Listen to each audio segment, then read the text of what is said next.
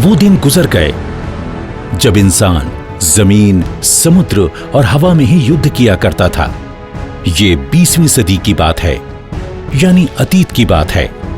लेकिन अब ये 21वीं सदी है और ये उदय है युद्ध के चौथे आयाम का, यानी अंतरिक्ष का।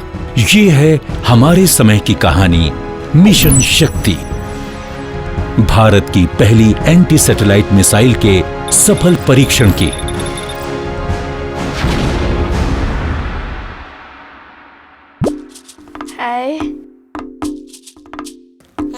I don't know about them.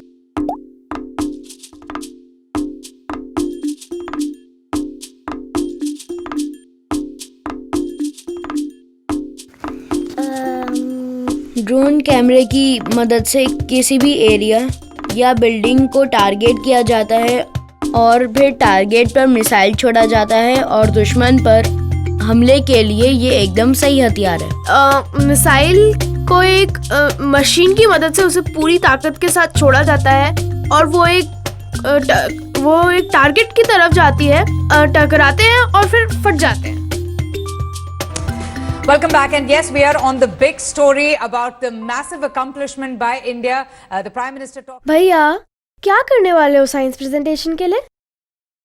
कुछ ही समय पूर्व हमारे वैज्ञानिकों ने अंतरिक्ष में, स्पेस में 300 किलोमीटर दूर LEO, लो अर्थ ऑर्बिट में एक लाइव सैटेलाइट को मार गिराया। मिशन शक्ति से जुड़े सभी DRDO वैज्ञानिकों, अनुसंधानकर्ताओं तथा अन्य संबंधित कर्मियों को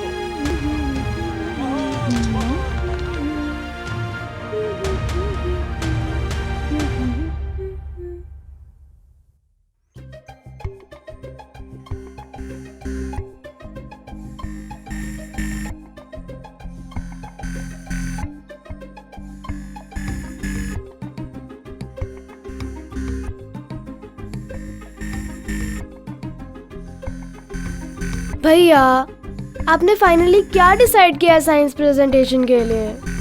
फिजिट स्पिनर कुकी। मैं इस बार एक खास टॉपिक पे प्रेजेंट कर रहा हूँ जिसने हमारे देश का नाम पूरी दुनिया में रोशन किया है। रीजन? व्हाट? भारत की पहली एंटी सैटेलाइट मिसाइल का लॉन्च। बूम। Anti satellite? ये कैसी सैटेलाइट होती है? नो कुकी, सैटेलाइट नहीं, मिसाइल। MISSILE। ओके, देखो, एंटी सैटेलाइट मिसाइल एक हथियार है जो कि दुश्मन की सैटेलाइट को बेअसर कर सकते हैं ताकि वो हमें नुकसान न पहुंचा सके, जैसे हमारी सैटेलाइट को मारना या कम्युनिकेशन को डिसरप्ट करना। मतलब स्पेस में सैटेलाइट को नष्ट करना? हाँ, एसैट मिसाइल्स हमारी सैटेलाइट्स की गार्डियंस की तरह हैं, जो हमले का जवाब हमले की तरह देता है। मिशन शक्ति से हमने ये प्रूव किया है कि अब हम स्पेस में दुश्मन की सैटेलाइट को डिस्ट्रॉय कर सकते हैं। एसैट मिसाइल के डर से दुश्मन 2 बार सोचेगा अपने सैटेलाइट्स पे इंटरफेयर करने से पहले। इसको कहते हैं डेटरेंस। गॉट इट बुद्धू? भैया, मैं ये प्रेजेंटेशन इसलिए तैयार कर रहा हूँ ताकि स्कूल में सभी लोग मिशन शक्ति के बारे में जाने, और जब मैं बड़ा होकर साइंटिस्ट बनूंगा तो चैलेंजिंग प्रोजेक्ट्स पर काम करके देश की रक्षा करूंगा। भैया, देश की रक्षा के लिए एक बहादुर सैनिक बनते हैं, साइंटिस्ट नहीं। नो कुकी, एसैट मिसाइल्स और जाने कितने हथियार साइंटिस्ट ही तो डेवलप करते हैं, तो हुए ना वो भी देश के रक्षक। हमारी कंट्री, हमारी सैटेलाइट, मुझे पता है, पर भैया ये सैटेलाइट्स क्या होती है? ये क्या करती है? सैटेलाइट एक ऑब्जेक्ट है जो अर्थ के चारों ओर घूमता है और डेटा कलेक्ट करता है, जैसे टीवी चैनल्स और वेदर और गूगल मैप्स के लिए।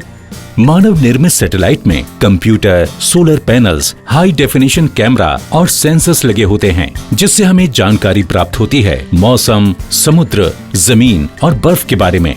कुछ सैटेलाइट सेना में भी इस्तेमाल होती हैं। हमारी सेना भी गुप्त रूप से मैसेज भेजने के लिए, खुफिया जानकारी इकट्ठा करने के लिए और दुश्मनों को पता चले बिना सेना को नेविगेट करने के लिए सैटेलाइट्स का प्रयोग करती है। इसीलिए सैटेलाइट की रक्षा करना बहुत जरूरी है, क्योंकि जरा सी गड़बड़ से हमारी जिंदगी अस्त व्यस्त हो सकती है।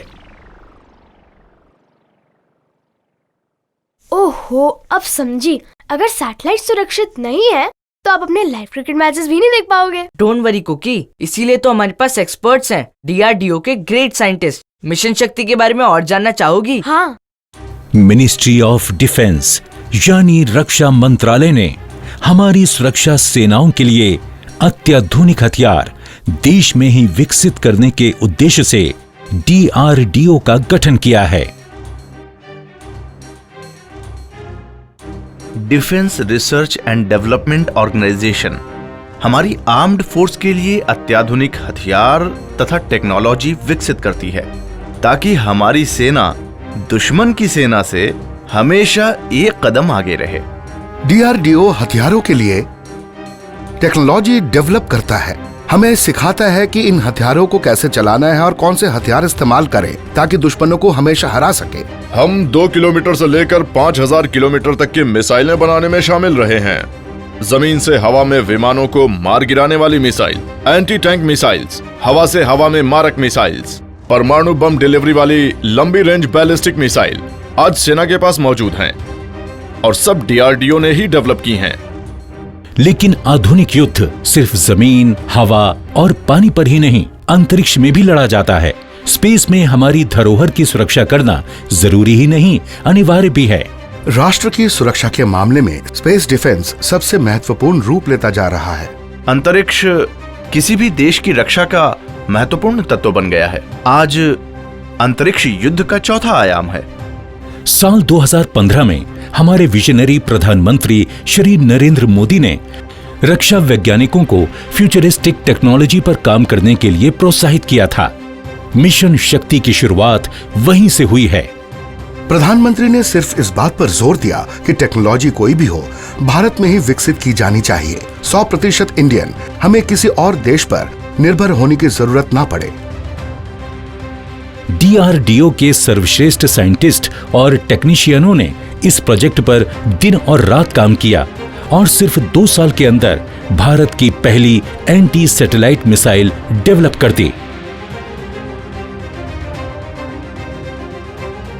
इस परियोजना का उद्देश्य ऐसी टेक्नोलॉजी डेवलप करना था जो कि अंतरिक्ष में दुश्मन के खिलाफ एक डेटरेंट बचाव का काम करे।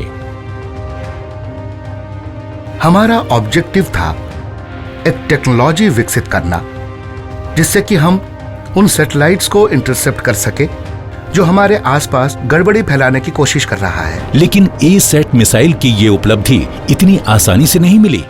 पृथ्वी की सतह से निकलकर मिसाइल सैकड़ों किलोमीटर दूर स्पेस में 3 फीट बाय 3 फीट के टारगेट के सेंटर पर हिट करेगी और मैं ये समझता हूँ कि हमारे लिए ये एक बहुत बड़ा चैलेंज था।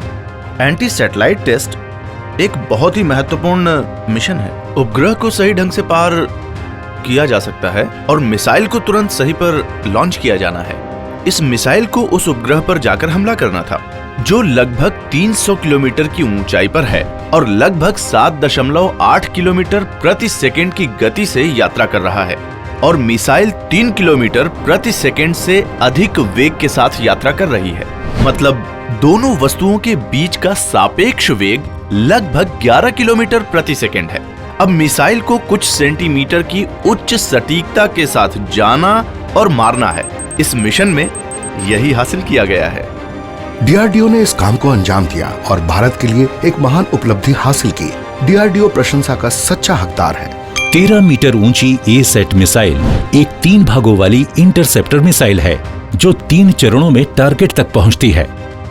पहले 2 भागों में solid state propellant rocket motor और तीसरे भाग में लिक्विड फ्यूल होता है। पहले चरण में मिसाइल आकाश में लगभग 40 से 45 किलोमीटर तक जाती है और फिर 45 किलोमीटर के बाद बूस्टर्स अलग हो जाते हैं। यहां मिसाइल दूसरे चरण में प्रवेश करती है। इस चरण में मिसाइल इससे आगे 110 किलोमीटर तक जाती है। इसके बाद जैसे ही मिसाइल लो अर्थ ऑर्बिट रीजन में पहुंचती है, शुरू होता है तीसरा चरण यानी किल व्हीकल स्टेज। इस पॉइंट पर हीट शील्ड्स निकल जाते हैं और मिसाइल की आंखें खुल जाती हैं यानी इंफ्रारेड सीकर।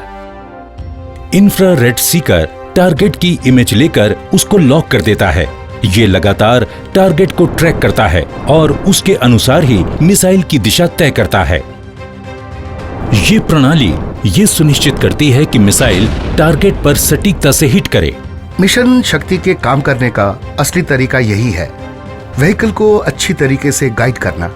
हमारे वैज्ञानिकों और तकनीशियनों ने 2 वर्ष तक इस प्रोजेक्ट पर पूरी मेहनत और गोपनीयता से काम किया ताकि मिशन शक्ति को सफल बनाया जा सके। लॉन्च ऑपरेशन के दौरान हम सभी बहुत परेशान थे इस तरह के एक जटिल मिशन को लेकर। वर्षों से हम सभी के प्रयासों का परीक्षण केवल 180 सेकंड में किया जा रहा था। वो पल जब उपग्रह को इंटरसेप्टर मिसाइल से मारा जाता है, जिसे आपको पूरे वैज्ञानिक समुदाय को देखना होगा कि उन्होंने कैसे नाच, कूद और सफलता का आनंद लिया। भारत को सामर्थ्यवान बनाने में आप सब वैज्ञानिकों ने,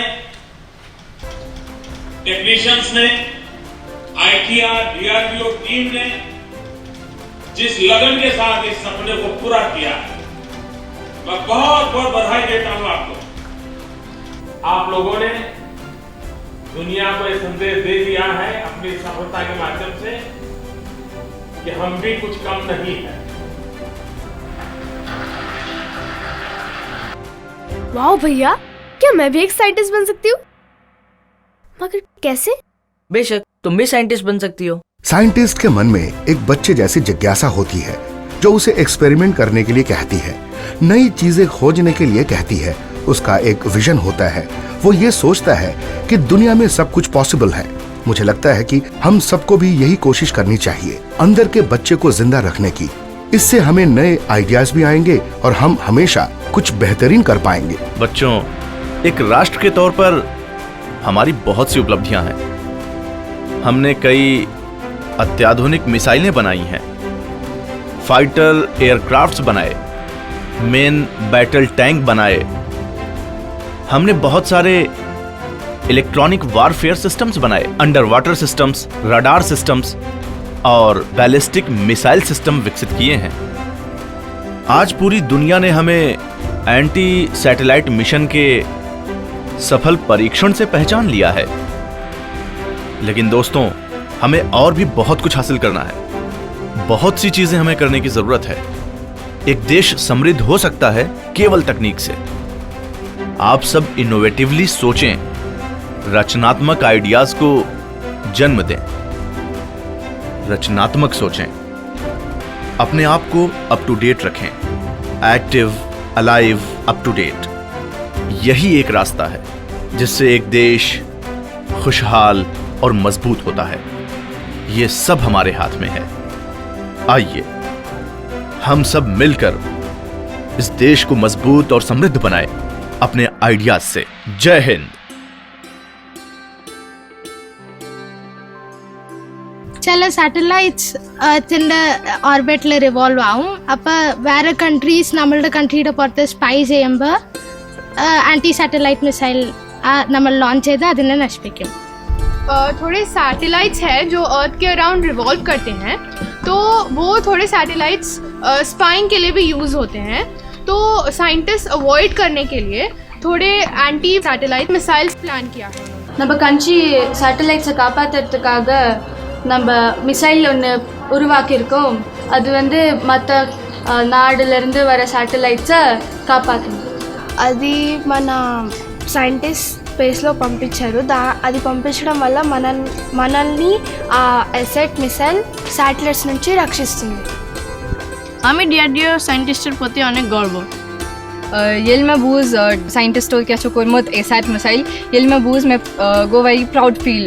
Like if there are any enemy satellites coming to spy on our country, then you can just shoot a missile and their satellite will collapse. DRDO সায়েন্টিস্টরা অনেক ভালো আবিষ্কার করে ওটাকে হিট করলো. Yes, 27th March 2019. It was successful in 3 minutes and the mission's name was Mission Shakti. And now India is one of the 4 countries who has an ASAT weapon, I guess. So I've drawn the Earth I'm done. I forgot one thing. It's a missile launcher launching a huge missile and it's breaking the enemy's border wall.